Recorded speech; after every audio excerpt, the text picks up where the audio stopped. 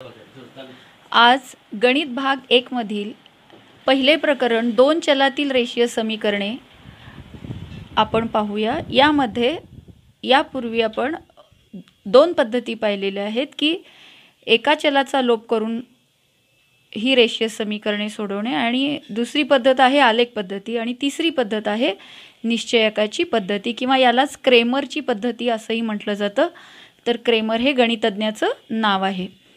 तर ही निश्चयक पद्धती काय आहे हे पाहण्यासाठी सर्वप्रथम आपल्याला निश्चयक म्हणजे काय हे पाहावं लागेल। तर निश्चयक म्हणजे काय पहा की समजा चार संख्या आहेत A, B, C आणि D। या संख्या जर मी या चिन्हामध्ये मांडल्या तर दोन एकमेकांना समांतर रेषा आहेत यामध्ये मांडल्या तर याला आपण निश्चयक म्हणतो। यामध्ये दोन उभे स्तंभ आहेत, म्हणजे हा पहिला स्तंभ आहे, हा दुसरा, तर दोन उभे स्तंभ आहेत आणि दोन आडव्या ओळी आहेत, म्हणून या निश्चयकाची कोटी 2 आहे असं म्हटलं जातं। जसं आपण बहुपदीमध्ये पाहिलं होतं की याची कोटी किती आहे 2, कारण याच्यामध्ये दोन स्तंभ आहेत उभे ओळी आणि दोन आडवे ओळी आहेत। आता ह्या निश्चयकाची किंमत कशी काढायची असते, तर किंमत काढण्यासाठी आपल्याला तिरकस गुणाकार करावा लागतो। बघा मी कसा गुणाकार करते, तर निश्चयकामधली हा पहिला आकडा किंवा पहिली संख्या घेतली मी A आणि D चा गुणाकार करायचा, गुणाकार होईल AD, आणि दुसरा गुणाकार आहे B ला घेऊन करायचा तिरकस गुणाकार BC। तर ह्या गुणाकाराला या AD मधून आपल्याला वजा करायचे, म्हणजे पहिला तिरकस गुणाकार वजा दुसरा तिरकस गुणाकार ही असते या दिलेल्या निश्चयकाची किंमत। तर ही लक्षात ठेवायचं आहे। आता एक उदाहरण घेऊयात आपण। समजा जर आपण असं घेतलं 3 - 2 1 आणि 4 असा एक निश्चयक आपण जर घेतला। आता ह्या निश्चयकाची जर आपल्याला किंमत काढायची असेल तर पुन्हा आपल्याला तिरकस गुणाकार करावा लागेल। तर या पहिल्या संख्येला घेऊन केलेला जो तिरकस गुणाकार आहे काय येईल पहा, त्यामध्ये 3 × 4 वजा, आता हा दुसरा तिरकस गुणाकार -2 × 1, म्हणजे कसं लिहिणार -2, तर दोन चिन्ह एकत्र आली की आपण कंस टाकतो × 1। तशी सोडवायचं आहे आपल्याला।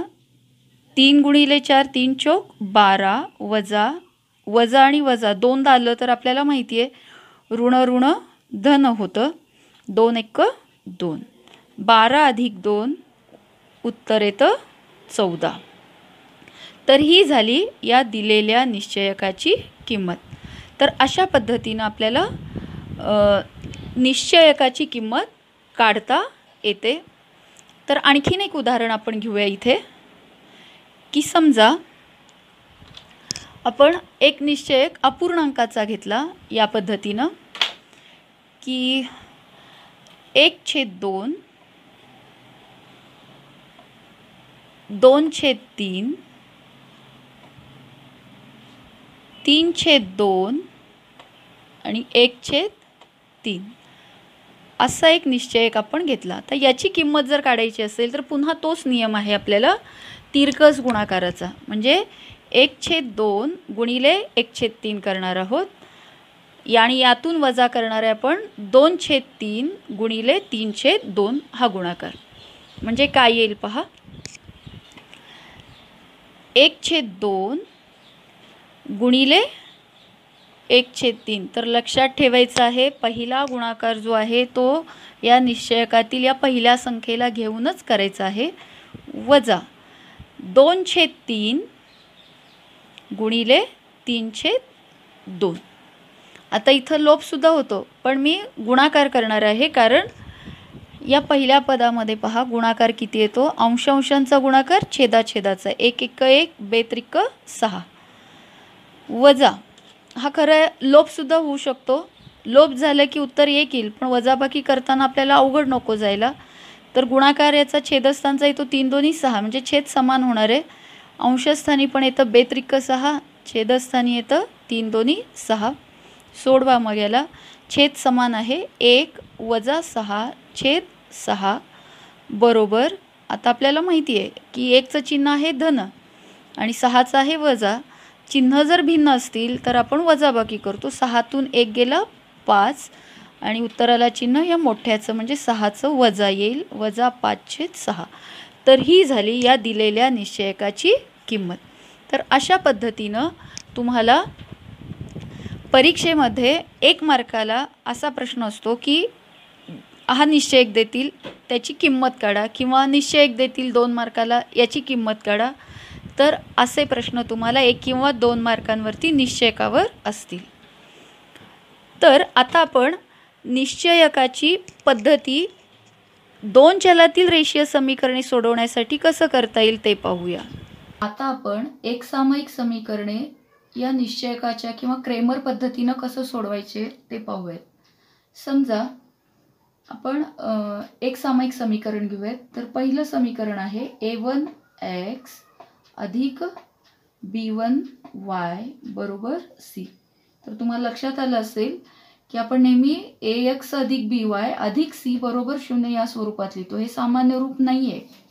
तर निश्चयकाच्या पद्धतीनं सोडवताना आपल्याला समीकरणही या पद्धतीनं लिहायचं आहे की x आणि y ची पदं ही डावीकडे आली पाहिजेत आणि स्थिर पद जे आहे ते बरोबरच्या उजवीकडे आलं पाहिजे. तर हे पहिलं समीकरण आहे आणि त्याच्याखाली आपण दुसरं समीकरण लिहूयात a2x अधिक b2y बरोबर c2. तर ही झाली 2 एकसामायिक समीकरणे. आता ह्या समीकरणांना जर आपल्याला सोडवायचं असेल निश्चयकाच्या पद्धतीने तर कसं सोडवणार पहा. तर त्यासाठी आपल्याला 3 निश्चयक घ्यावे लागतात. तर पहिला निश्चयक आपण घेऊयात d. तर हा d कसा लिहायचा पहा. तर d मध्ये मी काय लिहितेय तर d मध्ये आपण लिहिताना पहिला जो स्तंभ आहे त्याच्यामध्ये x चे सहगुणक लिहिणार आणि दुसऱ्या स्तंभामध्ये आपण y चे सहगुणक लिहिणार. म्हणजे काय येईल पहा. पहिल्या स्तंभाखाली a1 a2 आणि इकडे येणार b1 b2. मग हा तिरकस गुणाकार सोडवायचा आहे आपल्याला. सोडवल्यानंतर d ची एक काहीतरी किंमत मिळेल. त्यानंतर असंच आपल्याला आणखीन एक निश्चयक मानायचे की त्याला आपण म्हणणार आहे dx. तर हा dx म्हणजे काय पहा. तर dx म्हटलेलं आहे. तर आपण काय करणार आहोत dx जेव्हा आपण म्हणतो तेव्हा x चे सहगुणक लिहायचे नाही. x ऐवजी आपण काय लिहिणार आहोत स्थिर पद जे उजवीकडे मांडलेले आणि हा y आहे तसा. म्हणजे मूळ निश्चयक आपल्याला d लक्षात ठेवायचे. d म्हणजे x चे निर्देशक y चे निर्देशक. जेव्हा dx लिहितो तेव्हा x च्या सहगुणकांऐवजी आपण स्थिर पद लिहिणार आहोत. एवढाच बदल आहे. म्हणजे a1 a2 ऐवजी आपलं काय येणार आहे c1 c2. इकडचा b1 b2 आहे तसं. म्हणजे y चे सहगुणक आपण तशीच लिहिणार आहोत आणि असं करून आपल्याला पुन्हा dx ची एक किंमत मिळेल. आणि याच पद्धतीने आपल्याला dy सोडवायचं आहे. आता dy जर काढायचं असेल तर dy कसं मानणार आहोत बघा आपण. dy बरोबर जसं आता इथं dx लिहिलं आपण तसं जेव्हा y साठीचा निश्चय dy मी लिहित असते तेव्हा y च्या निर्देशकांऐवजी मी काय लिहिणार स्थिर पद आणि इथला x च्या सहगुणकाचा स्तंभ तसाच येईल. म्हणजे प्रत्येक वेळी आपण d कडे पाहणार आहोत. जेव्हा मला dx लिहायचंय x ऐवजी मी स्थिर पद लिहिणार. जेव्हा dy लिहायचंय तेव्हा y ऐवजी मी स्थिर पद लिहिणार. म्हणजे माझा निश्चय कसा येईल पहा. x च्या खाली येणार आहे a1 a2. फक्त y च्या खाली जो स्तंभ लिहिलेला आहे आपण तर तिथं स्थिर पद लिहिणार आहे म्हणजे c1 c2. पुन्हा यांचा तिरकस गुणाकार करून वजाबाकी करून जे मिळेल ते उत्तर असेल dy. इतकं झाल्यानंतर आपल्याला आता x आणि y ह्या ज्या उकली मिळणार आहेत तर त्याच्यासाठी सूत्र काय आहे पहा. म्हणून x बरोबर dx भागिले d. म्हणजे इथं जी काही dx ची किंमत मिळेल ती भागिले d केल्यानंतर आपल्याला x ची किंमत मिळेल.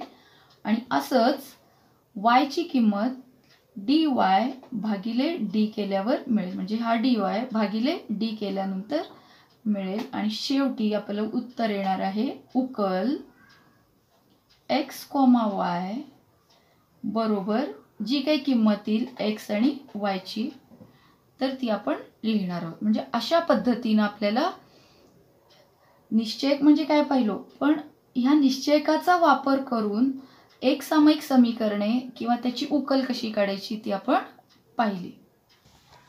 आता पान नंबर 14 वरील कृती 1 आपण पाहूया.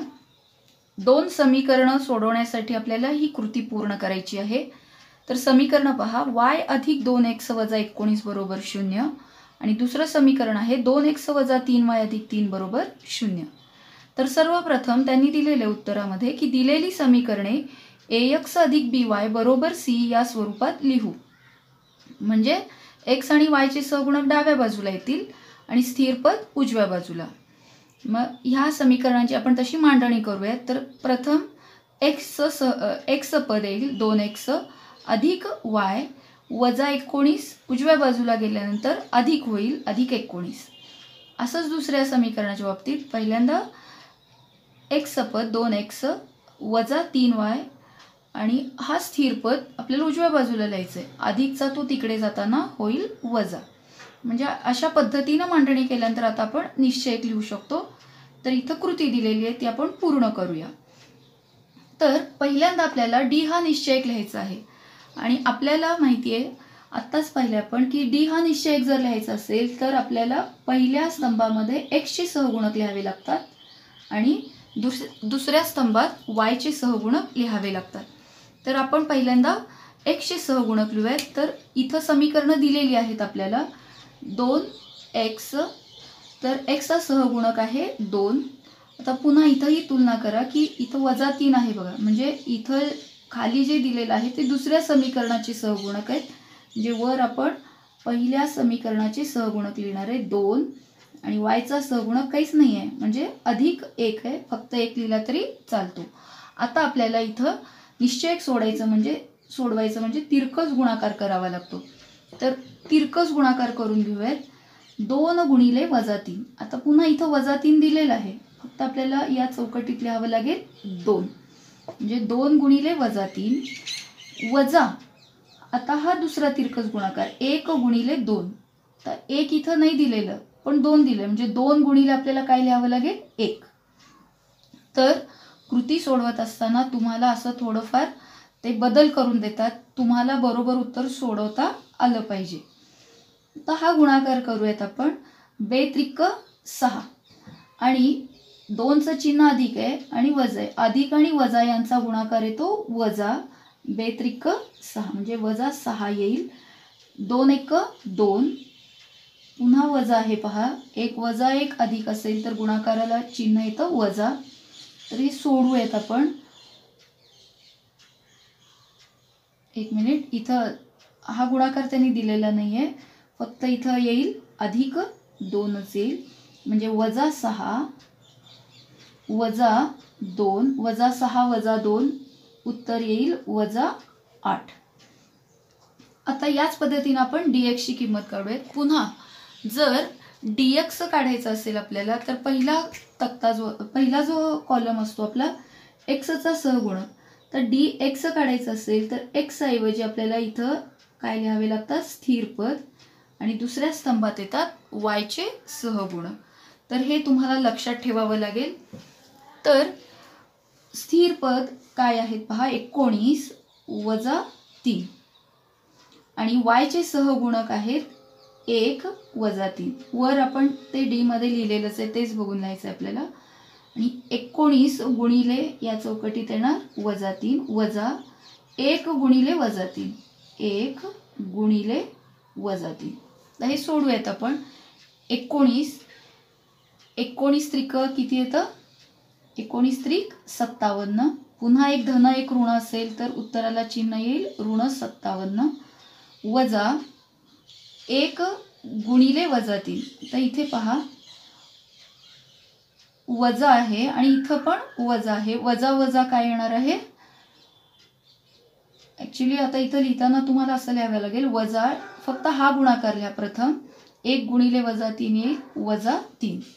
तर डायरेक्ट उत्तर दिलेलं आहे, पण पहिल्यांदा आपल्याला ऋण सोडून घ्यावं लागेल. तर इथे पहा कसं येईल ही पायरी, मी इथं चौकटीत लिहून दाखवते. तर कृती सोडवत असताना तुम्हाला काही पायऱ्या या अशा असतात, मध्ये तुम्हाला सोडवावं लागतं. वजा 57 वजा वजा होईल अधिक 3, वजा 57 अधिक 3. पहा चिन्ह या दोघांचे कसे आहेत, भिन्न आहेत. चिन्ह जर भिन्न असतील तर आपण वजाबाकी करतो. 57 मधून 3 गेले 54 राहतात आणि उत्तराला चिन्ह मोठ्याचं. तर ही पायरी तुम्हाला तिथं लिहिली तरी चालेल किंवा चौकटीत भरताना ती तशी काळजी घ्यावी लागेल. म्हणजे या इथं काय येणार आहे, वजा 57 आणि वजा वजा अधिक 3 झालेलं उत्तर येईल वजा 54.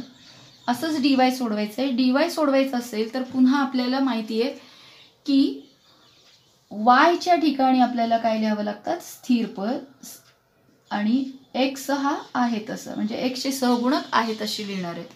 म्हणजे इथं आपण डी मध्ये एक्सचे सहगुणक लिहिलेलेच आहेत, 2 आणि 2, आणि स्थिर पदामध्ये 19 आहे आणि वजा 3.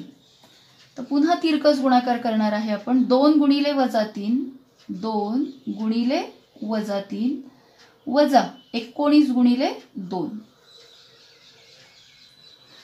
तर सोडवूयात आपण हे. 2 गुणिले वजा 3 बेत्रिक 6 आणि एक धन एक ऋण असेल तर वजा 6 येईल आणि वजाला वजा 19 दोन्ही 38, वजा 6 वजा 38 उत्तर येतं 44. उत्तराला चिन्ह मोठ्याचं, कारण दोघांचे चिन्ह समान असल्याने बेरीज होईल. आता आपल्याला एक्सची किंमत काढायची. एक्ससाठी सूत्र आहे dx छेद d. मग dx ची किंमत आपण इथे काढलेली आहे आता, वजा 54 छेद d ची किंमत ही काढलेली आहे. d ची किंमत आहे वजा 8. तर वजा वजा लोप होईल. तर इथे भाग जात नाही, 8च्या पाड्यात 54 नाहीये, 2 ने भाग घालूयात आपण. म्हणजे काय येईल, बे चोक 8 आणि इथं बे दोन्ही 4, बाकी उरली 1, बे 7 14. म्हणजे काय येणार आहे उत्तर 27 छेद 4. आणि याच पद्धतीनं y ची किंमत dy आहे वजा 44 आणि d आहे पण आत्ताच काढलेला वजा 8. पुन्हा वजा वजा लोप होईल.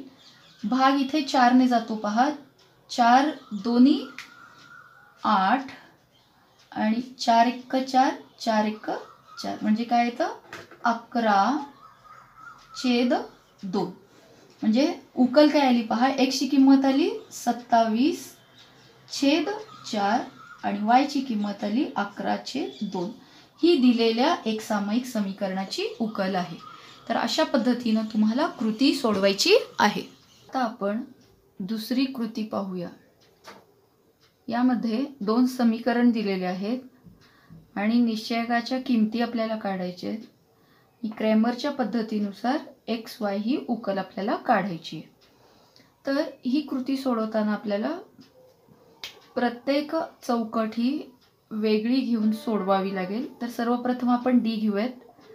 डी काय आहे, 3 2 वजा 2 1. तर याला आपल्याला सोडवायचं आहे. तर हे जर सोडवायचं असेल तर आपल्याला तिरकस गुणाकार करावा लागेल. 3 1 चा आणि वजा 2 गुणिले 2. म्हणजे काय येईल पहा, 3 गुणिले 1 वजा वजा 2 आहे, त्यामुळे मी याला कंसात टाकते, गुणिले 2 बरोबर 3 1 3 वजा बे दुणे 4. आणि आता इथं ऋण आणि धन आहे, त्यामुळे याचा गुणाकार येईल ऋण बे दुणे 4. म्हणजे सोडवूयात आपण. 3 ऋण आणि ऋण असेल तर यांचा गुणाकार येतो धन, 3 अधिक 4 बरोबर 7. तर ही मिळाली आपल्याला डी ची किंमत, जी आपल्याला इथं ठेवायची. पण हे सर्व नंतर भरूयात. आधी आता dx काढून घेऊयात. dx त्यांनी दिलेलं आहे 3 16 वजा 2 1. पुन्हा आपण इथंही तिरकस गुणाकार करूयात. तर पहिला तिरकस गुणाकार काय येईल? 3 गुणिले 1 वजा 2 पुन्हा कंस टाकणार गुणिले 16 बरोबर 3 1 3 वजा 16 दोन्ही 32. आता एक ऋण धन आहे, पुन्हा इथं ऋणच येईल, कंस टाकावं लागेल आपल्याला. सोडूयात आता. 3 ऋण गुणिले ऋण काय होईल? धन 3 अधिक 32 बरोबर मिळालं 35. तर ही मिळाली आपल्याला dx ची किंमत. आता असंच आपण dy काढूयात.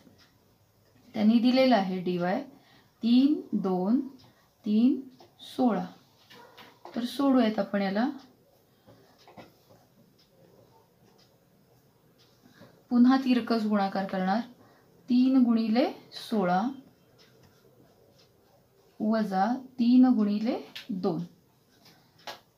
तर 16 त्रिक 48 वजा 3 दोन्ही 6. 48 मधून 6 गेले येतात 42. म्हणजे ही झाली आपल्याला dy ची किंमत.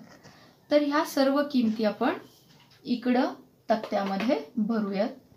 म्हणजे d ची किंमत काय मिळाली आपल्याला? 7. dx मिळालं 35. dy मिळालं 42. तर क्रॅमरच्या पद्धतीनुसार आपल्याला इथं त्यांनी x आणि y च्या किमती सांगितलेल्या आहेत. तर आता इथं तुम्हाला सूत्र माहीत असणं आवश्यक आहे. x चं सूत्र काय आहे? dx भागिले d. तर सोडवताना आपण कसं सोडवणार आहे पहा. तर लिहिताना काय लिहिणार? x बरोबर dx भागिले d बरोबर, मग ती चौकट भरणार आहे. dx ची किंमत किती आहे? 35 आणि d ची किंमत आहे 7. तर ह्या किमती आपल्याला इथे भरायच्या आहेत. म्हणजे या पहिल्या चौकटीत आपण भरणार आहोत 35/7 किंवा तुम्ही सूत्र लिहिलं तरी चालेल. dx भागिले d. मग इथं सोडवणार आपण 35/7 7 35 म्हणजे x ची किंमत किती आली? 5. आणि याच पद्धतीनं y सोडवणार आहोत आपण. y बरोबर dy छेद d. dy आपल्याला किती मिळालेलं आहे? 42/7.